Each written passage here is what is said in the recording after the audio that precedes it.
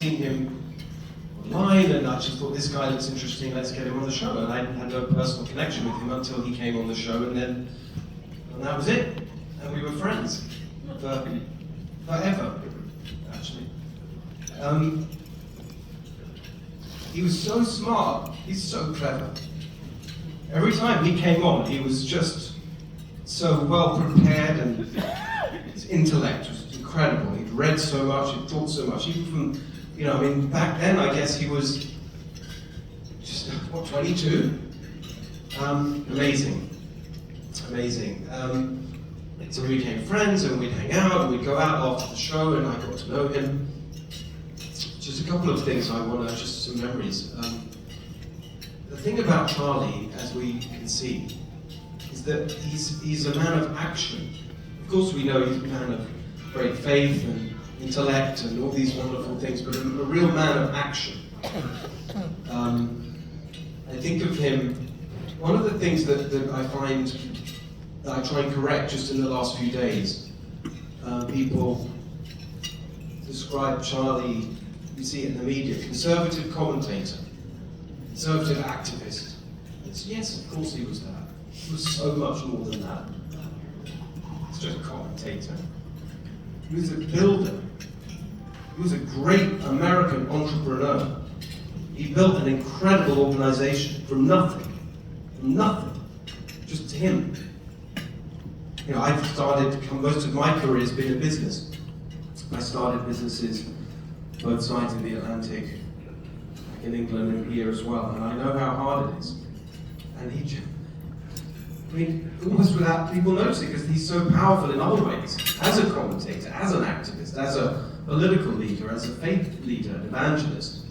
No one noticed that all along, underneath all that, he was building an incredible organization, a lasting organization, as an entrepreneur. It's an amazing thing that he achieved. That is really difficult. He did it. He's a man of action. I remember in the pandemic, the lockdowns. Remember that? Yeah. So really early on, when honestly most people were still clamoring for everything to be shut down and got to be careful, all of that. I saw how crazy it was. I was one of the first people, anyway, to call out the lockdowns and the insanity of the school closures and closing businesses and all of that. March 2020, really early on. And the only other person, prominent person, that was saying the same thing, it was Charlie. And I remember so clearly, so my show was on Sunday night. Charlie called, and early March. We just had that, for 15 days to slow the spread. Shut everything down, ridiculous. And I knew it was ridiculous. I'm in the Bay Area, I'm right next to where I live, next to Stanford University. So I very quickly got to know all those people who became the rebel epidemiologists. Remember Jay Bhattacharya and John Ioannidis and all these guys at Stanford who spoke out. And they showed from right at the beginning how crazy it all was. The masks are pointless and ridiculous, the 6 feet social distancing pointless and ridiculous, the lockdown, all of that. We knew that right at the beginning. And I said that, and no one else was saying it apart from Charlie. So I said it one Sunday night, and Monday he called me, he said, we talked about it, and like classic Charlie, he didn't just want to talk about it, he said, let's do something, we have to stop this. Let's stop this together. So we made a plan, and we got in touch with the president, the White House, and then he came on my show that following Sunday, and we persuaded the president. But unfortunately, all the other people there in the White House persuaded him out, talked him out of it. That's Charlie. He just wants to do things. He just wants to do things. He wants us to do things. One of my favorite memories of Charlie. It's a weird one, in a way. It was about a year ago, and he came to California. He was coming to California, and and he had a couple of events in Los Angeles, big events. And he lost his voice just a few days before. Imagine that, Charlie can't speak. And his chief of staff called me and said, Charlie can't speak, doesn't want to let people down, doesn't want to cancel. He's asked if you would speak for him at these events. And of course, it'd be an honor. So we spent the day together, going from event to event. And I mean, the funny part of it was Charlie not being able to speak. He had this little mini whiteboard. And he was like furiously scribbling, when he wanted to say something, just because he had to, wiping it out and writing something again. But the thing I remember, this is in a way, I think it's my most cherished memory of Charlie, because it was just, a part of these events, he had a book out, and there was a book signing. And so we were seated at the table, and he couldn't say anything, he was just signing, but he couldn't say anything. And so I was kind of I was doing a bit of doing the banter, as you would. So I was kind of being Charlie to all the people. Oh, thank you for coming. Really, I was it was just we were having fun with it. But what was amazing was seeing the effect he had on people. Because I was sitting there, the people coming, I just see it in their eyes, the magic of his personality and what he represented. Just to see how he made people feel. And every now and again I just looked to my left. I just always remember that. Now I can see it now. The light in his eyes. His smile. Charlie loved California. He loved California. He always said, I have a heart for California. That's how he always put it. I have a heart. You may have heard, I often was a guest on the show. That's how he would always say, I have a heart for California. He really loved this state, and he hated to see what the left had done to him. He hated that. And he thought it was really important that we fight to save California. Really important. And so he was one of the first people that I spoke to about running for governor. And again, it's action. All right, great. Didn't you say, oh, nice idea, Steve, good luck. It's like, right, what are we going to do? And he said, right, let's get together. He asked me, I went to Phoenix. We spent the day together, planning it. We wanted to, how can I help? What are we going to do? This ground game, turning point, let's get everything going. He was right behind me. He was there on my launch. Could come in person. He did a video for my launch event in Huntington Beach in April, on day one. And I've been on the road and talking to audiences like this and explaining why I think I can pull this off and win. And I've been saying, I've got Kevin Kiley behind me, I've got Vivek Ramaswamy behind me, Pastor Jack Hibbs behind me. And I've been saying, I've got Charlie Kirk behind me. And I still have got Charlie Kirk behind me. I know I do.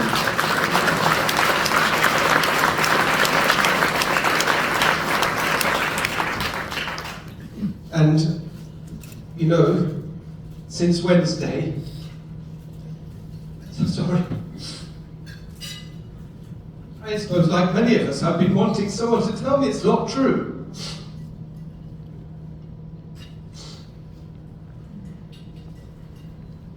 But it is true. And so now we have to decide what we do. And what we do is what Charlie would have wanted us to do, which is what Erica told us to do last night in that amazing, amazing speech. We must do what Charlie would have wanted and what Erica is so clearly telling us to do, to fight for what Charlie would have wanted to see happen across our country and here in California. So we are going to fight for everything that Charlie stood for. We're going to fight for the ideals and the ideas and the beliefs that he stood for and fought for and argued for so powerfully and persuasively. And we're going to do it the way he did it, with a smile on his face and joy in our hearts and persuasive arguments. And we're going to do it, and we're going to win, and we're going to win this for Charlie. That's what we're going to do. And I know that we're going to do it now, actually, in a way I didn't before. I feel very different about this today than if I'd been standing here in front of you last Saturday. I really do. And exactly as Erica said, they have no idea what they've unleashed. No idea. No idea. And one of the most clear and vivid examples of what they've unleashed will be when we turn California red and save this state in 2026.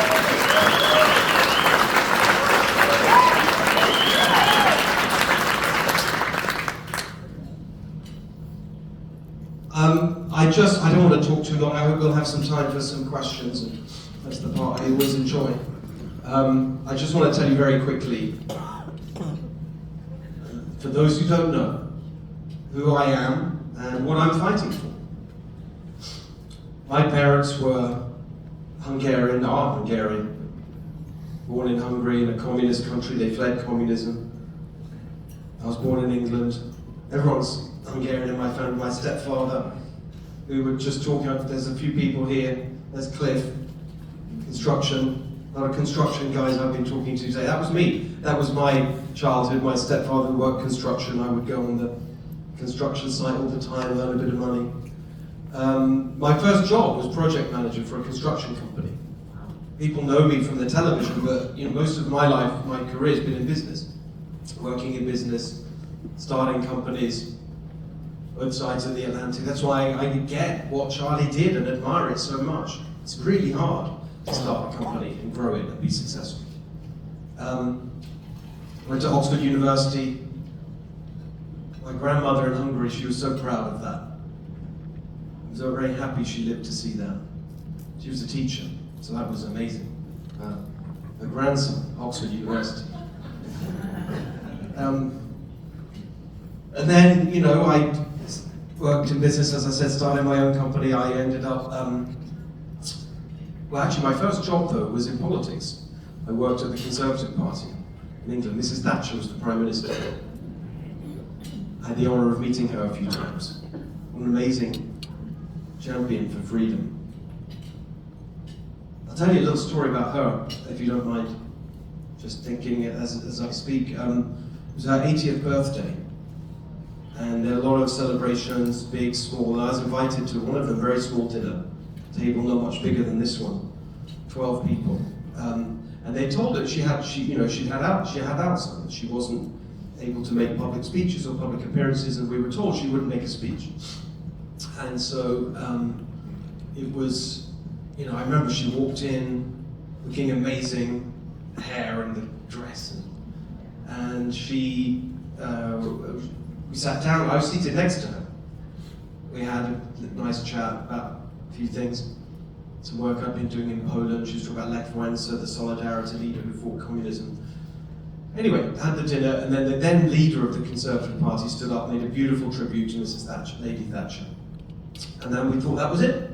But then she stood up, she pushed her chair out from the table and stood up, and we were all like, oh my goodness, she's not supposed to do this. And it was a little, okay, what's going on, and then we had a really long silence. And actually an uncomfortably long silence. And, you don't want, because we want to remember her the way she was, right? We didn't want something to go wrong. And anyway, it was something, after a long silence, something clicked in. And she just gave this amazing speech. Very short, not long, but just explaining her whole mission in life, her career. And that's what she just did, this beautiful. And I'll never forget the last few lines. She said, I still remember it, she said, liberty under the law. That's what it was all about. Me and President Reagan. Isn't that amazing? In her fight, literally the last line, where she was trying to capture what her whole life had been about. Me and President Reagan. Just shows you how much that partnership meant to her. And to think that I was there with her, and I'm standing here before you and running for the office that President Reagan once held. It is just an amazing tribute to that idea that America represents liberty under the law. There's nowhere else in the world where what I'm doing here would be possible. I'm so grateful to stand before you as an American today, and to be running for this great office in this amazing country of ours. So I just was thinking about that. We moved here in 2012, as I think I mentioned. Legal immigrant, how about that?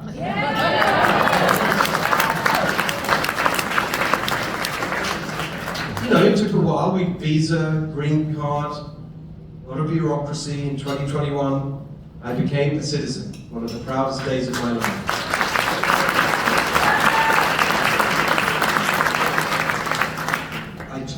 When we moved here, I taught at Stanford University. I then started a company. I had this rather unexpected new career in the media.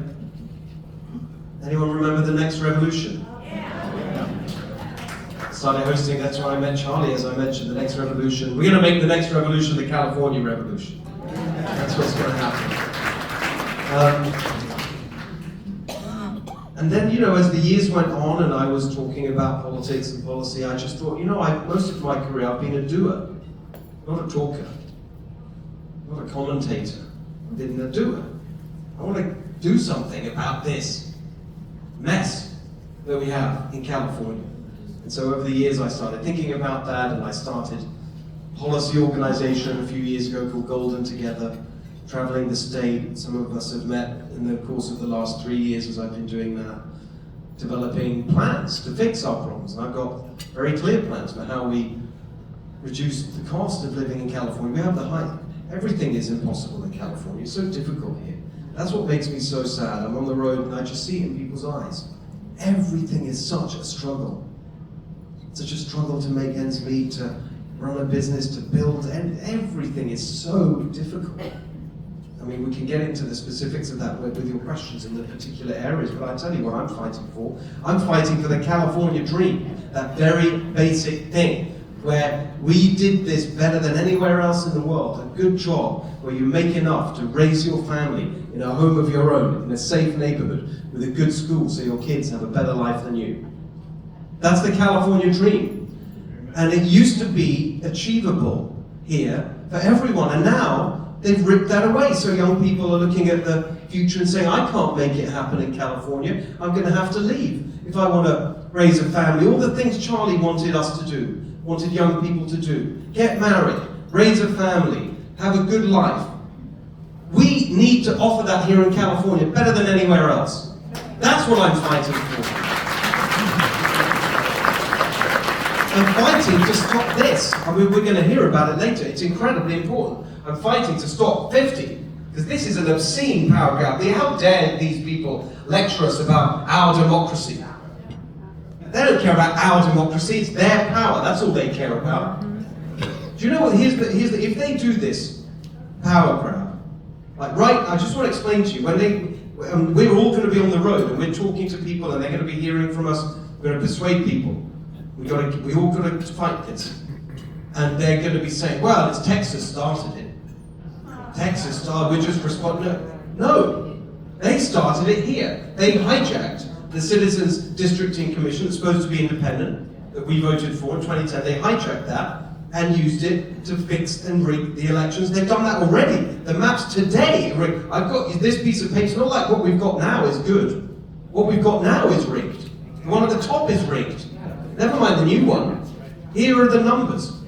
If we had fair representation, I'll start with this. Even in a bad year for Republicans, they're very stable. Share of the vote for Republicans in statewide elections has been the same pretty much for 20 years. 40%, just over 40%, statewide. This is a much more Republican state than people think. Much more Republican than they want you to think. Now obviously, when I win, I'm going to get 50% of the vote, and maybe we can talk about how that's going to happen, but even when it's 40, we don't have 40% representation today. You look at the congressional map today, this map here, the one at the top, 40% of the vote, we have 17% of the seats.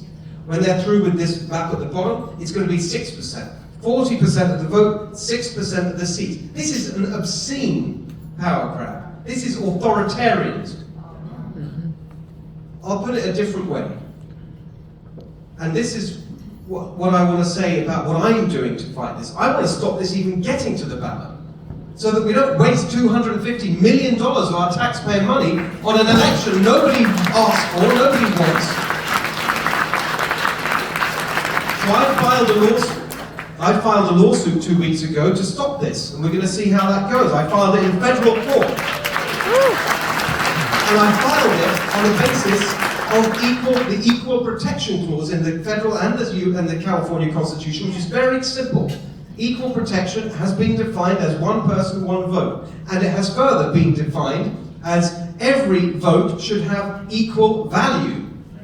And that has been defined as saying that every district should have roughly equal population. How the hell do they know what the population is when they haven't even had a census? Billions of people leaving California, whole neighborhoods in Los Angeles burning to the ground. They're just drawing maps in a back room. They have no idea who lives where. There's no way they can guarantee equal population or fair representation. Here are the numbers. On today's maps, every vote should have equal value. That's equal protection. Today, a Democrat vote in California is worth 3 times as much as a Republican vote. Here's what it will be after these maps. It will take, if this goes through, 100, these are the actual numbers based on the 2024 election, it will take 193,000 votes to elect a Democrat to Congress. To elect a Republican to Congress, it will take 1.52 million votes. 8 times the value for a Democrat vote than a Republican vote. Absolutely unacceptable. We will not accept it. We will fight this to the death.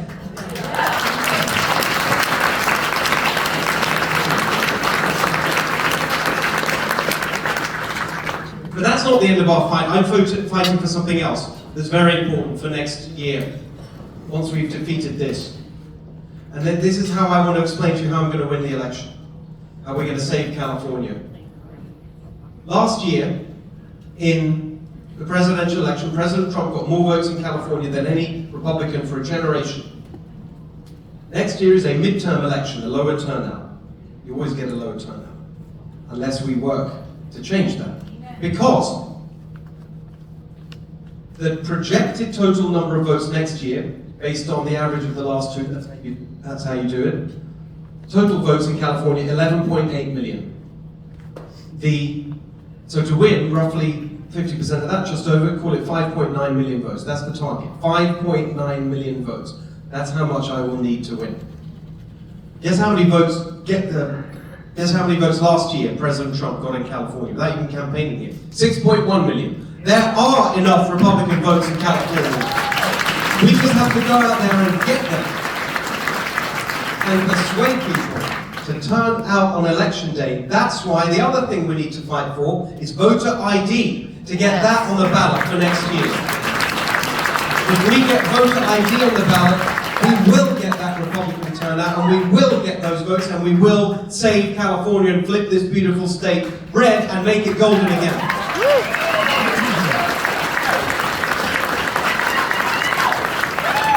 I'm fighting for working people in California. They're the ones that have been crushed by these far-left lunatic policies.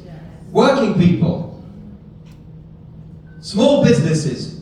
We're going to get rid of the nonsense, the madness, the taxes and the regulations. Here's my plan. For $3 gas, instead of $5, $6 gas, which you have now. Get rid of the climate elitism, the regulations on the refineries. Open up our own oil and gas production in California instead of shipping it in from halfway around the world.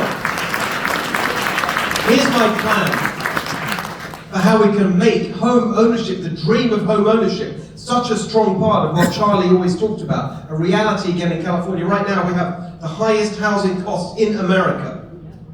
But that is all the result of Democrat policies. If we get rid of the ridiculous building codes that change every year, make construction costs so expensive. If we harvest timber from our forests instead of shipping it in and importing it from Canada, that can bring construction costs down. If we get rid of the environmental regulations and the labor regulations, then we can make home ownership affordable again. I have a plan for that. You can read it on my website. I have a plan to make our school standards the best in America instead of what they are right now. 3rd grade reading, the most important determinant of a student's future outcome. We need transparency and accountability in our public schools so we can reward the best teachers and remove the worst ones. A grade for every school, a grade for every teacher, parent power, putting the choice in parents' hands.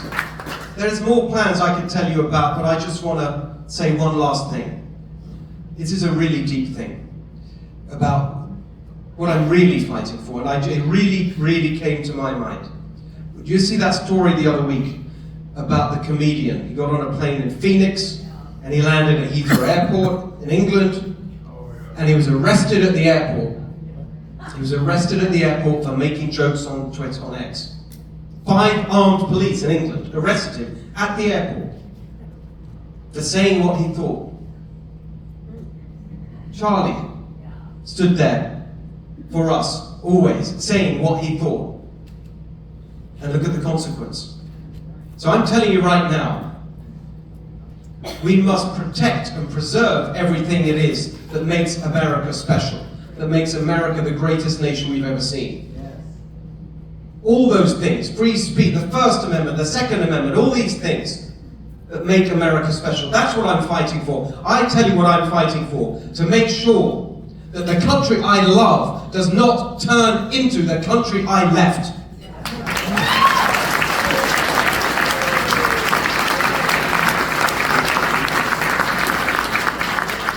And so I just want to do one more thing. I want to ask Evan to come up here, please, if you don't mind. Because what you do and what you represent with Turning Point, this is how we save California. Evan is how we save California. I'm just so incredibly proud to stand with you here today, to hear what you had to say, and of what you do, because this is what it's all about. This is what it's all about. Saying what we mean, not being afraid, telling the truth, just as Charlie always did. And the fact that you're here with your Turning Point chapter, with all your friends and your leadership, that's how we're going to save California. Yeah. And we're going to do it for Charlie. We are going to do this for Charlie. Thank you very much.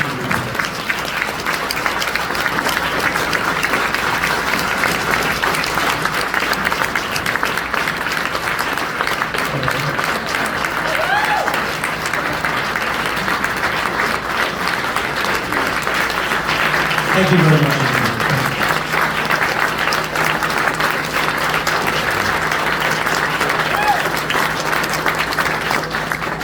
Thank you. So yeah, please, questions, comments, arguments.